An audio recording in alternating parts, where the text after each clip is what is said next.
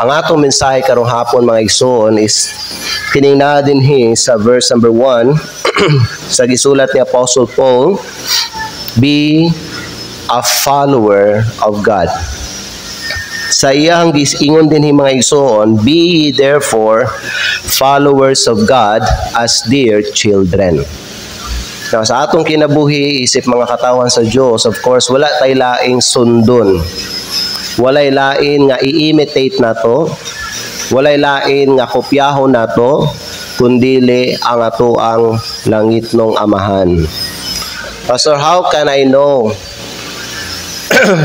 my heavenly Father? Unsaon ako pagkahibalo, unsaon ako pagkaila sa ako ang langit nung amahan? Unsaon ako pagkaila sa Ginoo? Well, ang karakteristik sa ato ang langit nung amahan na din ha mabasa sa inyong Biblia.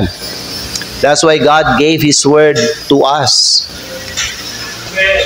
Aron mahibalutam unsay kinaiya sa ato ang Ginoo ug unsa ang iyahang mga binuhatan. Kung ngalan nga kita mga anak na sa Ginoo, ang ato ang sundon, ang ato ang kopyahon, mao ang ato ang langit ng amahan. Sama nga ang mga anak, gina-imitate nila ang ilang parents, kita pod sa mga katawhan sa Dios, ato apong i-imitate ang ato ang Ginoo. Amen. It would not be right mga igsoon kung kita mga anak na sa Dios unya ang ato ang sundon ang yawa. Di ba? Dili siya mahimong tama, anak ta sa Ginoo niya at ato ang gina-follow ang kalibutan. Ang ato ang sundon mao dapat ang ato ang langit ng amahan. Again, sama sa akong gingon sa inyo mga igsoon, we are truly blessed because nahimot ang mga anak sa Dios.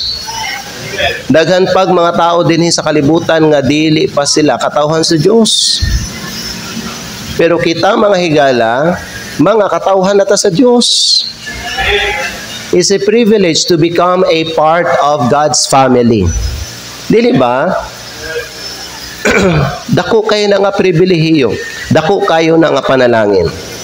But with that blessing, with that privilege may igsoon, we must be responsible as children of God.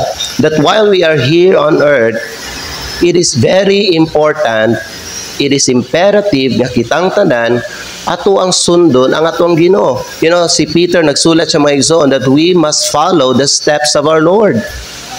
Di ba? Jesus came here not just to provide salvation to us, but He came here to set an example for us to follow. Dali lang, iabri niyo mga Bible ug ato ang basahon kadali diha sa 1 Peter chapter number 2.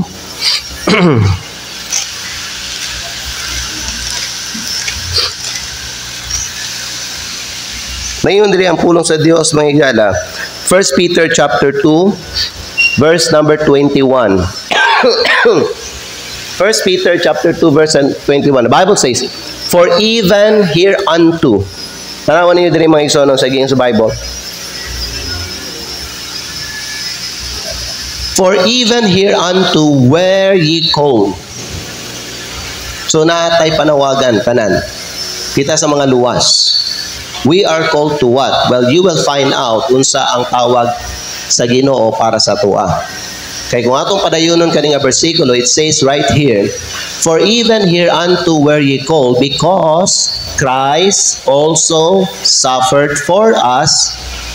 Next, leaving us an example that ye should follow His steps. Mao ni siya ang panawagan sa Dios para sa iyahang mga anak. That we should follow His steps. Whose steps? The steps of our Lord Jesus Christ. Okay? Ang iyang mga lakang, mao'y sundo nato. That's why kita manduan kita sa Ginoo dinhi sa iyang pulong, we must read His Word. Because if we don't take the time to read His Word, dili nato mahibawhan unsa ang life sa ato ang Ginoo. Unsa ang iyang ginabuhat, unsa ang iyang kinaiya. Amen? Mo na importante sa ato ang mga igsoon, mag-spend og time always sa iyang pulong. So we will know. Okay? The life of Christ, mamaw atong Ginoo, unya makailapod ta sa tuang, sa batasan, sa tuang langit ng Amahan. Daghan sa mga tao karon that even though they are already saved, pero ang ilang kinaiya mga igsoon kay dili kanang kinaiya sa Ginoo, kinaiya pa sa yawa.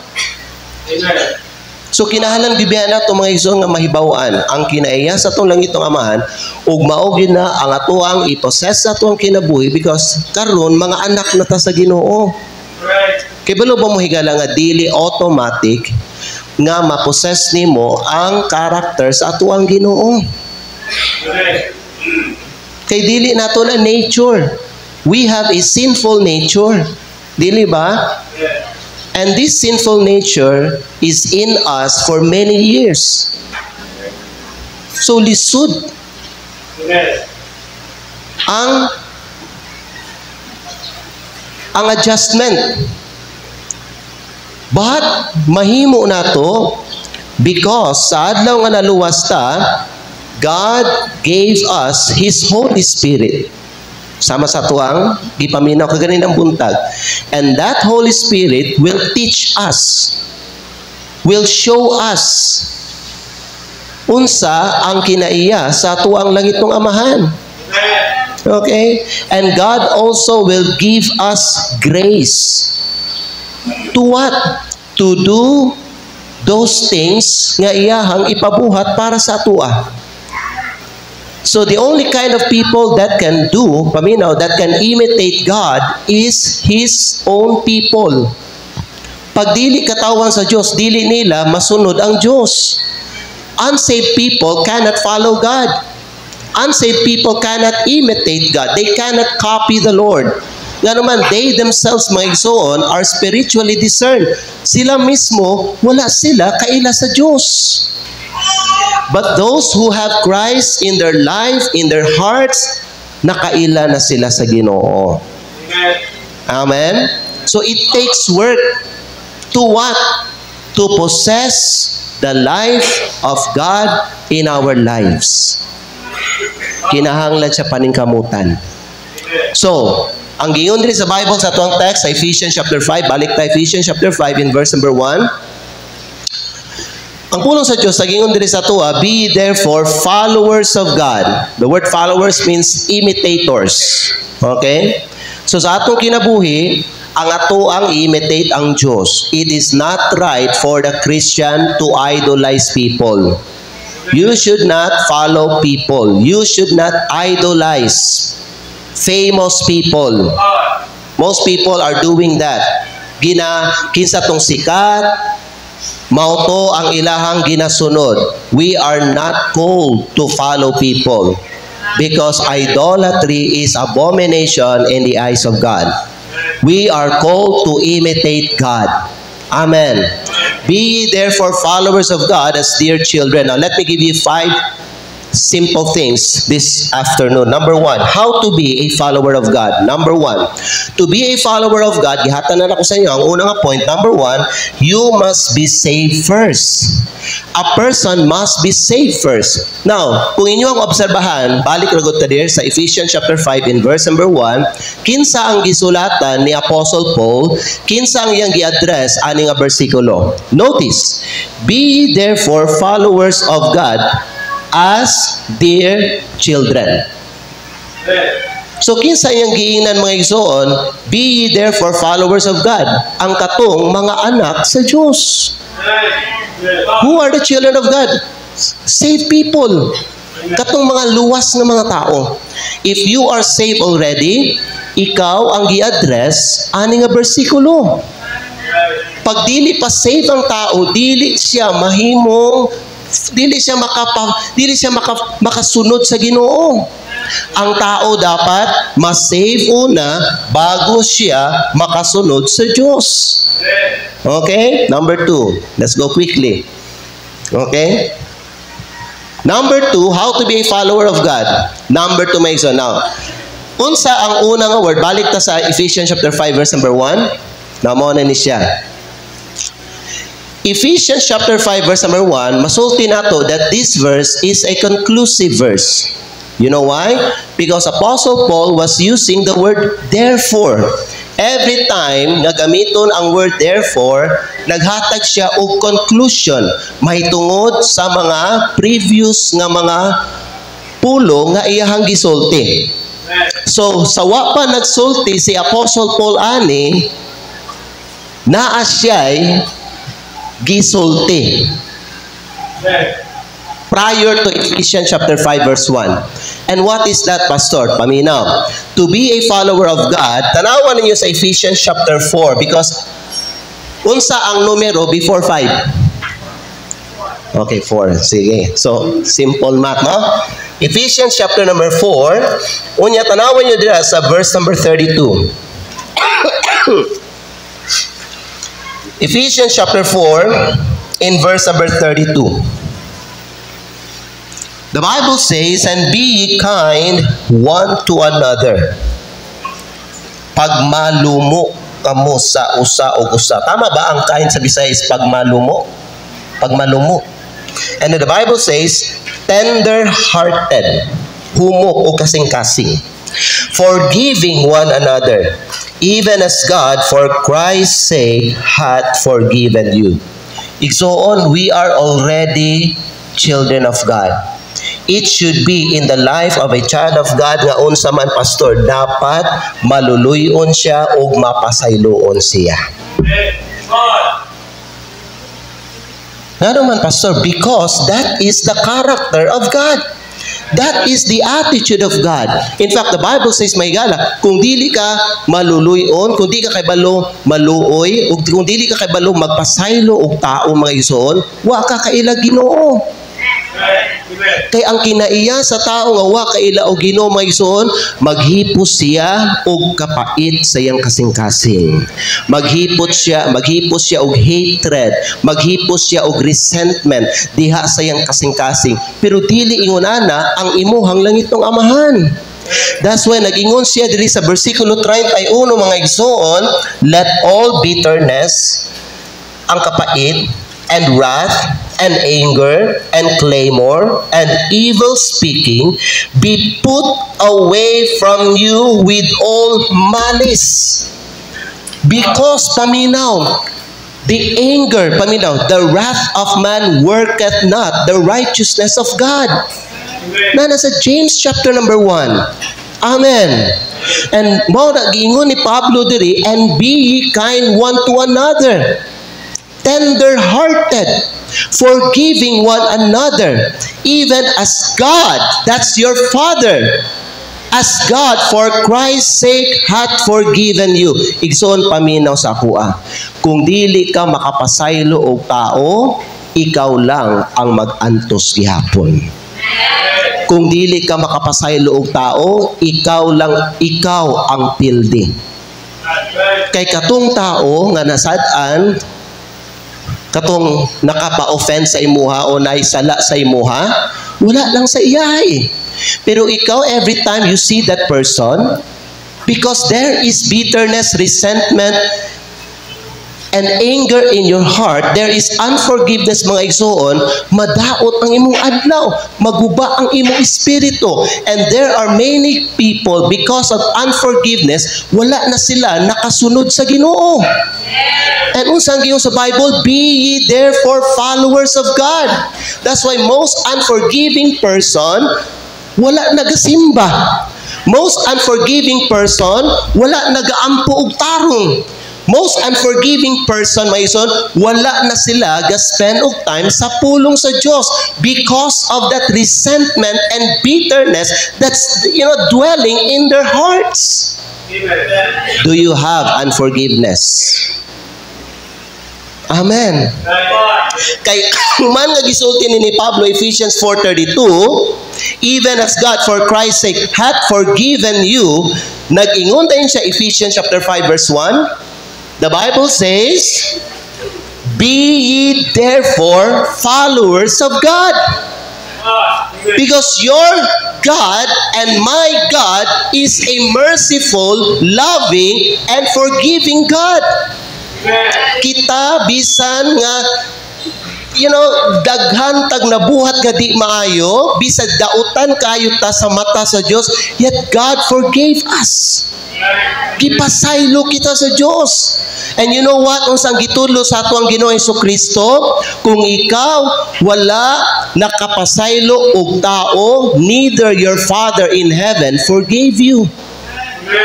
Kung ikaw di ka makapasaylo og tao, ang Diyos mismo nga imong amahan, dili siya magpasaylo sa imuha. You know what? Kung kita makasala ta, dili ba nag-desire biya ta og restoration, nga mabalik ta diya sa Ginoo, mabalik ato ang maay nga pakiguban sa Ginoo, maduol ta balik sa Ginoo, mga higala. We desire those things. Because we know unsang klase unsa ang kinabuhi paglayo ang tao diya sa Ginoo. Pero ang gingon sa Ginoo sa imuha mga isa, if you want restoration, if you want to enjoy fellowship, again, uban nako, you must forgive.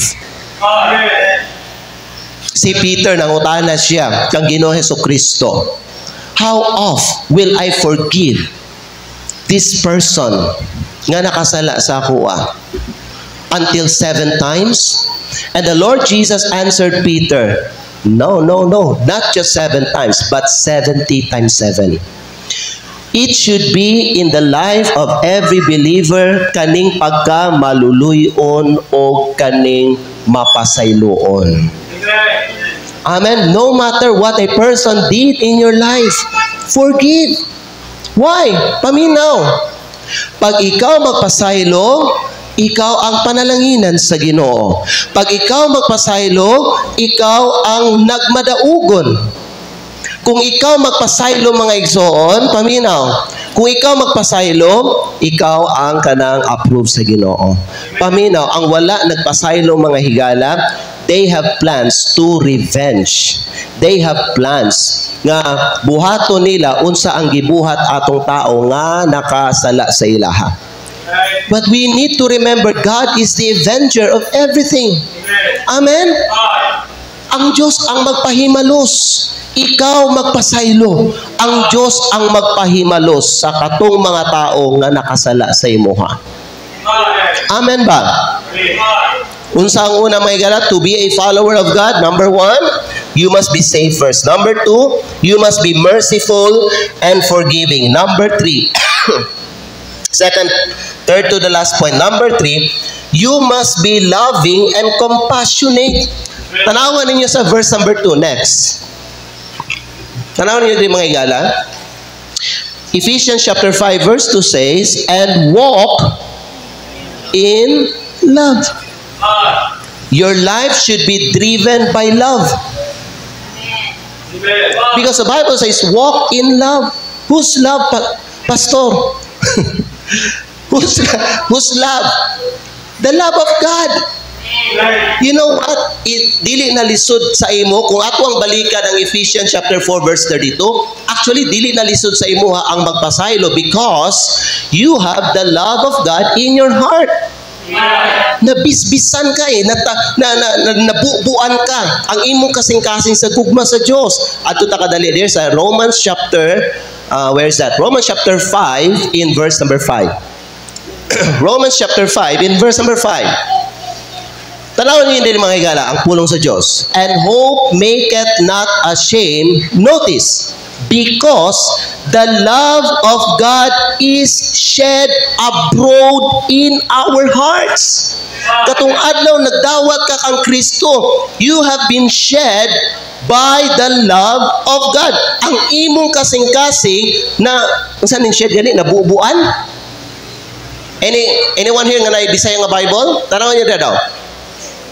Tanawan yung word nga shed.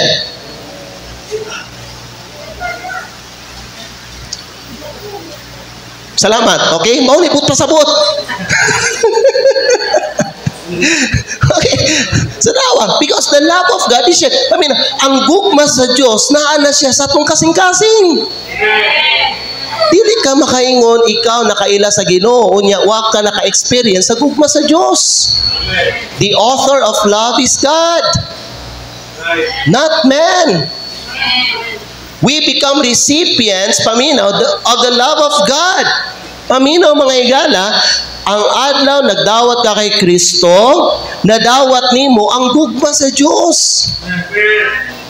And now nga ikaw nakatilaw na sa gugma sa Dios, God wants you to walk in love. Nabi gitulo ang Bible, royal love. What is the royal law? According kay James, the royal law has two. One is unsa siya mga higala, to love the Lord thy God with all thy heart, and with all thy soul, and with all thy mind, and with all thy strength. According to Jesus in Matthew chapter number 22, that is the first and great commandment. The second is like unto this, thou shalt love thy neighbor as thyself. Basahon ninyo ang James chapter number 2. Matod pa kayong James, mauna ang kanang gitawag royal law. Amen? Pastor, unsa man ang gugma? What is true love? Balik ta sa Ephesians chapter 5 verse 2. Dili ninyo makita ang true love. Ephesians chapter 5 in verse 2. The Bible says, and walk in love as Christ also hath loved us. Tanawang sunod, and hath given himself for us. Paminaw, true love is willing to give his life for others. Di ba kamo sa mga parents, willing nimo isugal ang imong kinabuhi para sa imong anak.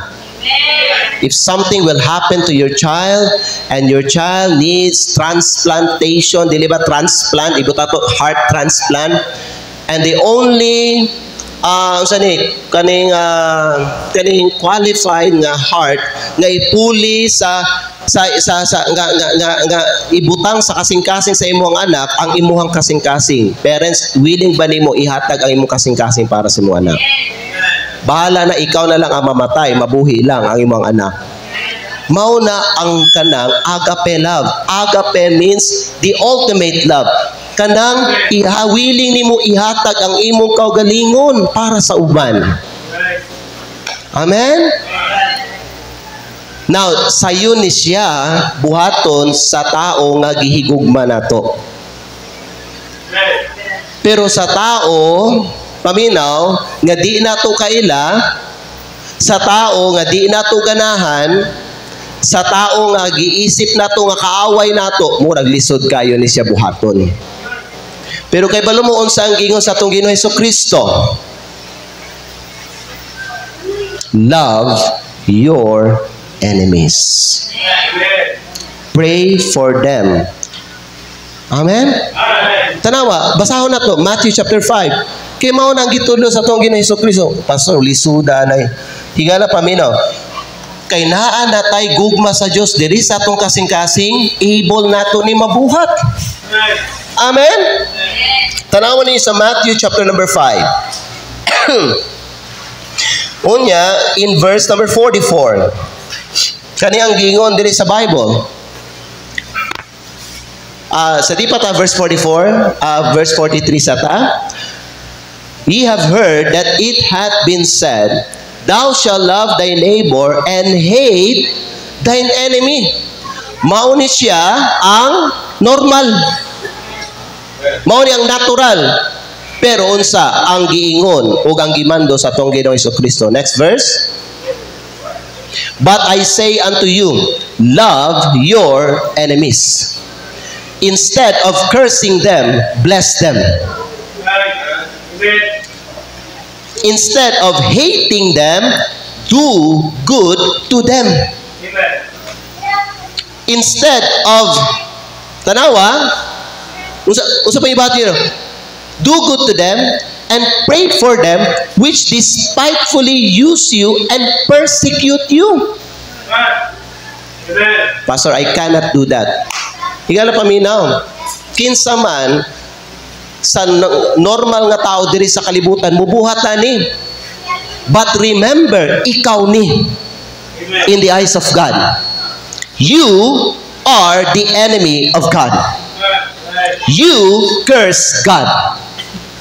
Wala kagabuhat ug maayo tubangan sa Dios. Amen. You persecute His people kaniadto. Yes or no? Siguro ato ang ginakontra ang mga butang sa Ginoo. Yet gipili gihapon sa Ginoo na higugmaon ka. Love is not a feeling, it's a choice. You choose to love even those people who are not worthy of your love. Pilia, higugmaa sila. You know why? Because every person has a soul. Nasabtan ninyo? Pastor, lisod man yung kaya na, Pastor. Pilian lang gyapon nga higugmaa sila. Kay kung sige gyapon sila, mangdaot sa inyo ha, mag-persecute sa inyo ha, mga higala, magpunglo sa inyo ha, magbuhat di maayo sa inyo ha. Remember this, God will be the one nga magbalos. Ha? Siya ang magbalos. Siya ang mubalos sa unsay gibuhat nila para sa imuha. Ikaw, you love them. Pray for them. Do good to them. Amen? Ang Diyos na ang bahala na. Mao na siyang ikatulo. Sunod, because of time, 6 minutes na lang. Kaya lang, gibuhat ako karon mga ison para dili ko ma-overtime. Na ako'y timer din. Oh. Kita niya na? Timer. Okay. Number 4. Balik na sa atong text, Ephesians chapter 5 in verse number 3. Ephesians chapter 5 in verse number 3. Ang pulong sa Ginoo nagsulti di sa ito may gala. Tanawon niyo din. Tanawon niyo, mga igsoon. But fornication and all uncleanness or covetousness, let it not be once named among you as becometh saints. Remember, our Heavenly Father is holy. We have the name saints. It implies holiness. In other words, to be a follower of God, you must be holy and sanctified. Iabi niyo mga Bible, 1 Peter, diri na lang ta magtanaw igso, ano? 1 Peter chapter 1, magbasa ta verse 14, 15, and 16. Tanawan ninyo ang pulong sa Diyos. As obedient children, not fashioning yourselves according to the former lusts in your ignorance. Everything we do in the past are, paminaw, bunga sa tuang ignorance. Pero karon di naman ta ignorante. So dili na nato i-fashion. Dili na nato mga igsoon i-conform ang atong kaugalingon according to our former life. Because sa atong daang kinabuhi, we walk according to our lusts. Amen? Mo na ang mga kinaiya, tanawa ang mga kinaiya sa mga unsaved. Most unsaved people ingon na balik sa Ephesians chapter 5 verse 3.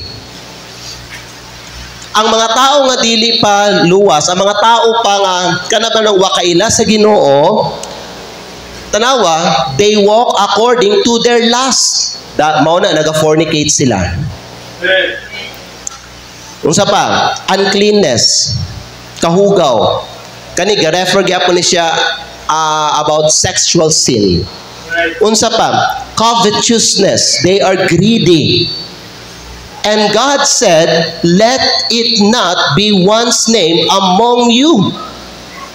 Dapat di mo manganlan aning nga klase nga mga sala. You know why? Because you are saints. Unya, 1 Peter chapter 1 dayon ta there, verse 15. Mao na nag-ingon ang Bible, but as He, ang Diyos maning, which hath called you is holy. Siya nga nagtawag sa imo nga balaan, So be ye holy in all manner of life. Conversation life. Magpakabalaan ka sa tanan nga parte sa imong kinabuhi. Why? Verse 16. Because it is written, be ye holy, for I, God, I am holy. Nasabtan ninyo ang pulong sa Diyos? What's the title of the message? Be a follower of God. Why, Pastor? I should follow God. Because you are His child. So, ang tao nagsunod sa Diyos must be holy and sanctified. Ika-lima na to o ang katapusan na to nga punto. Ephesians chapter 5 in verse 8. Ato na tanong, Ephesians chapter 5 verse 8. Now, usa ka butang gusto ipa-realize, gusto nga i-enlighten sa Ginoo sa ato is this. Verse 8. For ye were sometimes darkness. Okay? Now, i-separate nyo ni Mahila. Sometimes has two separate words. Sometime. So, si Pablo, he was using kaning past. Past tense, okay? Ye were, kaniadto. Sometime, kaniadto, for ye were sometimes darkness, kaniadto, naa ka sa kangit-ngit. You are dwelling in darkness. You are living in darkness. Amen? You do things that belongs to the dark. For you were sometime darkness. But now, karon, apan karon, are ye light in the Lord. Kahayag na ka diha sa Ginoo. Praise God. So this is His will for you. Walk as children of light. Gika naman ka din kaniadto. Karon, iya naman ka sa kahayag, paglakaw na, isip usa ka anak sa kahayag. Amen ba? Mao ni ang kabubuton sa Diyos. And Jesus said, John chapter 8 verse 12.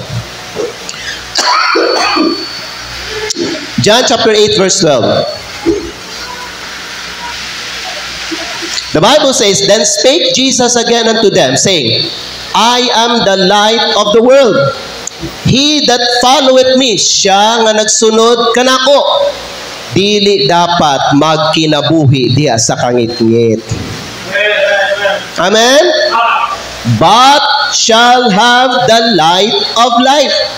So ikaw nga nahayagan na, ikaw nga anak na sa kahayag, ikaw nga anak na sa Diyos, God's will for you, maglakaw ka diha sa kahayag. So what does it mean to walk in the light? To walk in the light means to walk in obedience to God. Balik na gud tayo, dali lang. Ephesians chapter 5 verse 6, 7 and 8. Ephesians chapter 5 verse 6, 7 and 8. The Bible says, Let no man deceive you with vain words. Ayaw mo pagpailad sa mga tao nga magsulti sa inyong mga kawang nga mga pulong.